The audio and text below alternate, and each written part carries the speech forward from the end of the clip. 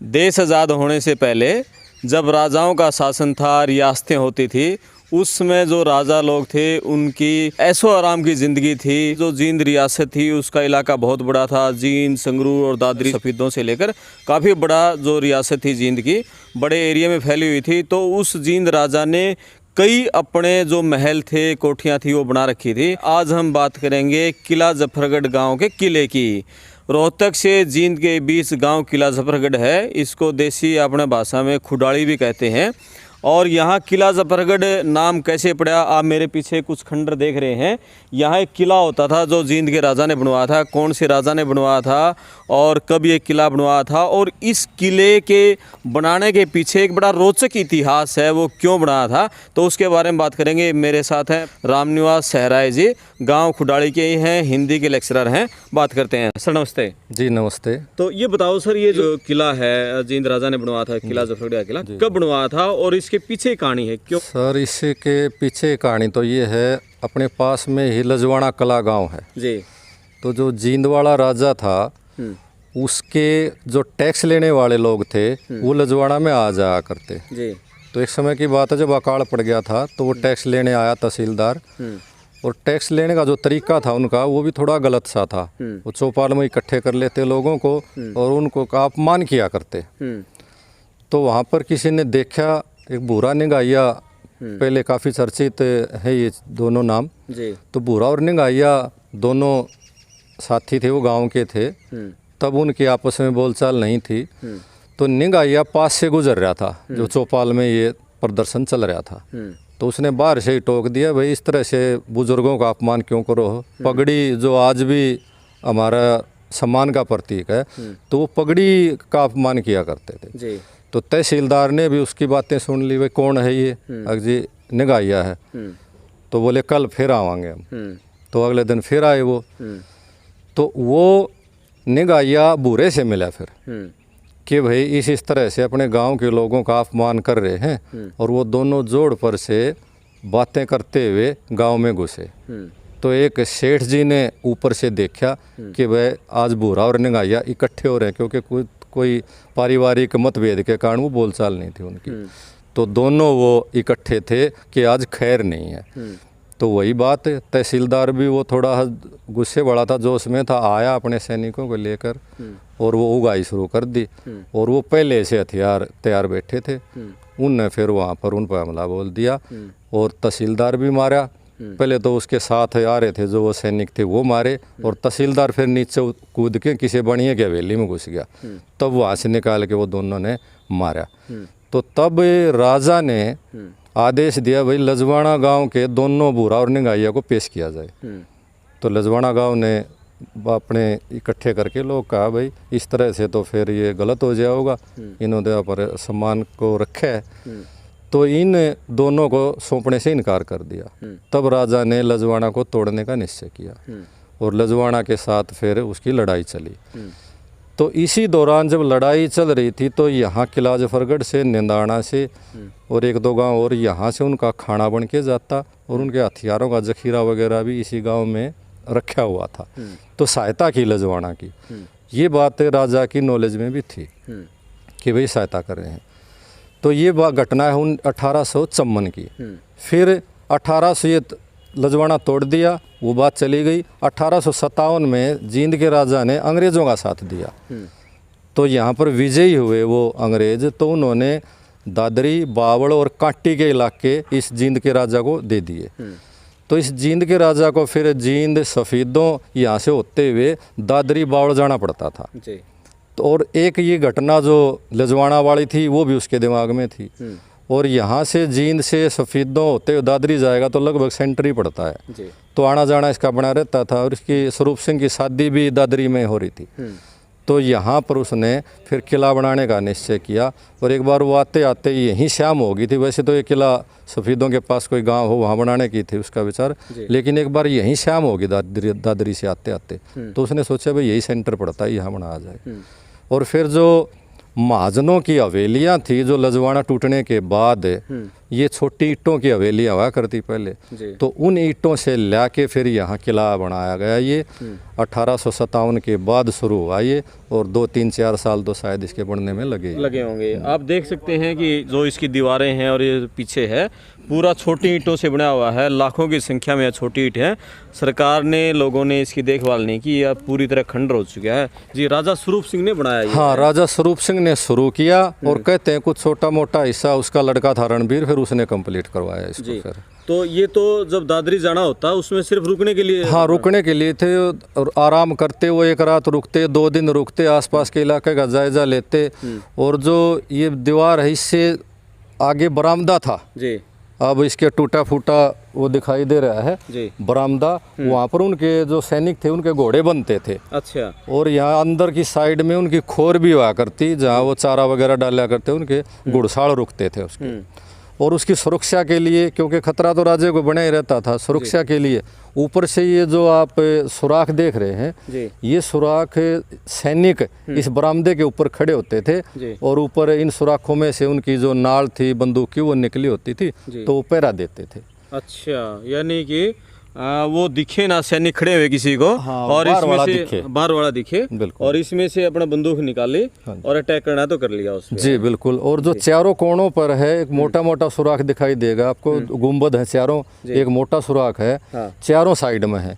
ये तोप के लिए थे, बरामदे के ऊपर तोप रखते, अगर कोई बड़ा हमला होता तो तोप से वो तैयारी के लिए ये बनाया गया था। अच्छा, तोप यहाँ मतलब चारों कोणों पर एक एक तोप रखी रहती? नहीं, रखी नहीं रहती थी। जब भी मतलब उन्होंने ये आवश्यकता समझी, वह कभी ऐसी बात हुई तो तोपों के लिए पहले से ये इन्होंने बना रखा था सुराख। हाँ, जो चौड़े सुराख छोड़ रखे। जी जी जी। और यहाँ अब ये कितने एकड़ में फैला हुआ है, कुछ बताओगे? ये लगभग 1 एकड़ से कुछ कम ही है जो इसकी चारदीवारी निकली हुई है, और इसकी टोटल जमीन 8 एकड़ के लगभग है जी। और इसकी भी उठापटक चलती रही है। कभी ये जो महारानी है उसके नाम था, फिर ये फॉरेस्ट विभाग को चला गया था, और अब ये पुरातत्व विभाग को है जी। एक कर्मचारी भी अब आता जाता है। इसकी थोड़ी सी सफाई भी होने लगी है, शायद इसके भाग जाग जाएं, और साथ में फिर गांव के भी भाग जाग जाएं। गांव का भी कोई नाम हो, जिस किले के नाम से इसका नाम किला जफरगढ़ पड़ा, क्योंकि हाँ, ये रोचक कहानी। ये और बताओ कि इस गांव को वैसे देसी भाषा में अपना आम बोलचाल में तो लोग खुडाड़ी कहते हैं, लेकिन इस गांव का जो डॉक्यूमेंट में नाम है कागजों में वो किला जफरगढ़ है। खुडाड़ी और किला जफरगढ़ ये दोनों बताओ जी। पहले तो ये खुडाड़ी ही था जी। खुडाड़ी गांव। यहाँ पर बहुत जब गांव बसा था तो बहुत सूखे सूखे खुंड होया करते जी। जिस खुंडों के कारण खुंडावाड़ी और धीरे धीरे बदल कर ये खुडाड़ी बन गया जी। और जब ये किले का निर्माण हुआ लगभग 1858-59 के आसपास ये पूरा हो गया होगा, तब राजा ने इसका नाम इस किले के आधार पर किला, और जफर है सफलता का प्रतीक। उसकी 2 तरह की सफलताएं थी, एक तो लजवाड़ा पर सफलता प्राप्त की थी, और एक ये दादरी और जो बावड़ी इलाके इसने अंग्रेजों की सहायता करने पर मिले थे, वहाँ भी विजय हुई थी। तो उसका जफर का अर्थ है सफलता, जीत, उपलब्धि। तो किला जफर और गढ़ माने भी किला ही होता है, तो ये किला जफरगढ़ फिर उस समय से इसका नाम पड़ा। और जो जफर है इससे कोई मुस्लिम राजा का या मुस्लिम धर्म से कोई लेना देना नहीं है, क्योंकि जो राजा थे ये तो सिख धर्म के थे। नहीं, हिंदू हाँ बिल्कुल हिंदू थे राजा। हाँ। और उस समय उर्दू फारसी के शब्द ज्यादा प्रयोग हुआ करते, तो इसलिए किला और जफर सफलता का प्रतीक है, तो जफर जोड़ दिया और गढ़ माने किला होता, किला जफरगढ़ पड़ा है जी। मेरी अभी बात हुई थी जो वन विभाग के अधिकारी हैं, उन्होंने ये बताया था कि ये जो किला है वन विभाग के अंडर है, और जींद जो वन विभाग का मुख्यालय है, जो हेडक्वार्टर है, वहाँ डीएफओ जो बैठते हैं, उन्होंने बताया कि हमने एक इसको टूरिज़्म पैलेस बनाने के लिए अपने मुख्यालय में चंडीगढ़ यहाँ इसकी फाइल भेजी हुई है, ताकि यहाँ इस तरह का कोई पैलेस बनाया जाए जो जींद से रोहतक हैं, पूरे हरियाणा की या पंजाब से आते जाते लोग हैं, वो यहाँ पर रुकें और यहाँ देखें, बैठें, और या कुछ खाने पीने का इस तरह टूरिज्म टाइप का, होटल टाइप का एक जगह दी जाए। तो ये जो जींद अपना वन विभाग है उन्होंने अपने मुख्यालय को भेजा है। मुख्यालय की तरफ से सरकार को फाइल गई है नहीं गई है, सरकार इस पर कोई विचार कर रही है। इस पर हम कभी जो वन विभाग के अपना मंत्री हैं कंवरपाल जी, वो कभी मुलाकात हुई तो उनसे पूछेंगे इसकी क्या प्रोसीजर है, क्या अपडेट है। हालांकि सर ने बताया है कि पुरातत्व विभाग के अंडर आ चुका है जी। तो तो इस गांव ने भी इसकी कभी कोई सुध नहीं ली और सरकार ने भी सुध नहीं ली। ये बताओ, जब ये रियासतें टूट गई थी और देश आज़ाद हो गया था, तो उसके बाद ये क्या क्या यहाँ गतिविधियाँ हुई, किसके अंडर में आया फिर ये? देश आज़ाद होने के बाद 1948 तक तो ये जींद वाला राजा ही अपना कब्जा करा रहा कि भाई मैं स्वतंत्र हूँ। ठीक है। लेकिन 1948 में जब सरदार वल्लभ भाई पटेल ने सारी रियासतें मिला ली तो ये भी उसमें मिल गया। उसके बाद फिर ये सरकार के अंडर में चला गया। एक मिनट रोकना चाहूँगा, ये बता दें कि देश तो 1947 में आज़ाद हुआ था, 15 अगस्त 1947 में, लेकिन जींद रियासत से जो राजा है वो मार्च 1948 में हटा था। यानी कि जींद जो आज़ाद हुआ था, जो आज जींद जिला है, मार्च 1948 में आज़ाद हुआ था। तब तक यहाँ जींद का ही शासन चलता था। जींद के जो राजा का झंडा है वही यहाँ लहराता था। जो तिरंगा झंडा है वो जींद जिले के अंदर, जो आज जींद जिला है, तब ये जींद रियासत थी, इस पर मार्च 1948 के बाद ही तिरंगा लहराया गया था। उस पर भी हमने एक वीडियो खास बना रखी है, आप पड़ताल टीवी पर वो वीडियो देख सकते हैं जी। फिर 1948 से और नवंबर 1961 तक जब हरियाणा बना, तब ये सरकार के अंडर में रहा। हरियाणा बनते यहाँ पर एक पुलिस का ट्रेनिंग सेंटर बना दिया गया जी। कुछ दिन हमारे बुजुर्ग बताते हैं यहाँ पर घोड़े वगैरह आते थे, उनकी ट्रेनिंग होती थी, लेकिन वो भी फिर बाद में मधुबन शिफ्ट कर दिया गया। उसके बाद ये इसकी हालत धीरे धीरे जर्जर होती चली गई जी। और ये जो ये बताते हैं कि 20-30 साल पहले मैंने भी गांव के बुजुर्गों से बात की है, काफ़ी कुछ ठीक अवस्था में था यहाँ। जैसे ब्राह्मदेव आप बता रहे थे, ब्राह्मदेव भी ठीक थे, पीछे भी ठीक था। ये सारा इस तरह जर्जर कैसे हो गया? सारी ईंटें खत्म हो गई यहाँ, सारी छतें खत्म? देखो, वैसे तो कोई भी चीज़ हम संभाल नहीं करेंगे। अपना भी मकान अगर लगातार 5-4 महीने भी बंद रह जाएगा ना, उसकी भी हालत ख़राब हो जाती है। और इसको तो 1857-58 से लेकर अब तक कितने वर्ष हो गए। एक तो ये कारण कि संभाल के बिना, और दूसरा संभाल के बिना फिर जो भी लोग हैं वो कोई आवश्यकता पड़ती है थोड़ी बहुत ईंटों की, तो यहाँ से शायद वो भी काम कर लिया होगा जी जी। यानी कि गांव ने भी पहल नहीं की इसको संभाल के रखा जाए, और सरकार ने भी पहल नहीं की। इस धरोहर को संभालने में जी करोड़ों का बजट लगे। कुछ जागरूक लोग इकट्ठे भी होते हैं भाई इसकी संभाल की जाए। जैसे पिछली पंचायत थी, 2 पंचायत गई है, उन्होंने फाइल वगैरह पुरातत्व विभाग को भेजी, जिसके आधार पर ये थोड़ी कार्रवाई चल रही है अब। लेकिन इसको करोड़ों का बजट चाहिए। ऐसा भी नहीं कि चंदा करके गांव वाले इसका उद्धार कर दें, क्योंकि ये छोटी छोटी ईंटें उपलब्ध होनी मुश्किल है पहली बात तो। फिर इसको चिनाई, और इतनी चौड़ी चौड़ी, ये लगभग 3-3, 4-4 फुट चौड़ी दीवारें हैं, इतनी चौड़ी चौड़ी दीवारें निकालना और सेम बनाना, तो ये तो थोड़ा बजट ज़्यादा है जी। नहीं तो गांव वाले भी पहल कर सकते थे। पहल कर सकते हैं। मेरे साथ गांव के कुछ और लोग हैं, इनसे बात करेंगे। आओ आप भी जी, आओ शास्त्री जी, आओ आप भी। आप बताओ कि जैसे ये किला है, और मास्टर जी आप भी, प्रोफेसर साहब इधर ही रुकना। ये बताओ, जब मान लिया यहाँ इसका सरकार पहल करे और देखे इसको, यहाँ कोई टूरिज्म पैलेस बनाए, तो क्या गांव का इसका भी सुधार होगा और एक अच्छा टूरिस्ट पैलेस बन सकता है ये? जी बिल्कुल अच्छा बन सकता है। और हमारा गांव का प्रत्येक व्यक्ति चाहता भी यही है कि यहाँ पर एक अच्छा टूरिस्ट स्थल बने, और इससे हमारे गांव की शोभा भी बढ़ेगी, और एक ये जो हमारी प्राचीन जो धरोहर है इसकी भी सुरक्षा हो पाएगी। बहुत ज़रूरी है, ऐसा करवाना भी चाहिए। सरकार ने भी इस पर पूरा ध्यान देना चाहिए। हम तो यही अपील करेंगे कि जिस विभाग के अंडर में है उन्होंने जो फाइल भेजी है, अब आपसे सुन रहे थे हम, तो उसके ऊपर पूरा अमल किया जाए और इसको अच्छी तरह से इसकी मरम्मत करवा के उसको तैयार किया जाए।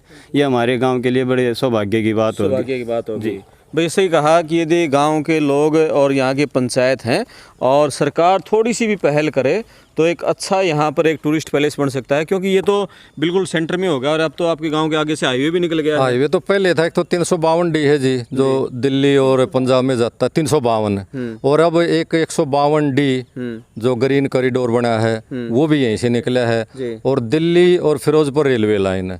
ये तो ऐसी जगह पे है कि इतने टूरिस्ट आ सकते हैं यहाँ पे। अगर इसको टूरिज्म वाले अगर विकसित कर दें तो एक बढ़िया और अच्छा टूरिस्ट पैलेस बन सकता है जी। बहुत बढ़िया। अब ये तो थी किला जफरगढ़ गांव के किले की कहानी, और कब ये बना था, कौन से राजा ने बनवाया था और क्यों बनवाया था। इसी तरह की जो इतिहास से रिलेटेड सारी जानकारियाँ हम आपको देते रहेंगे।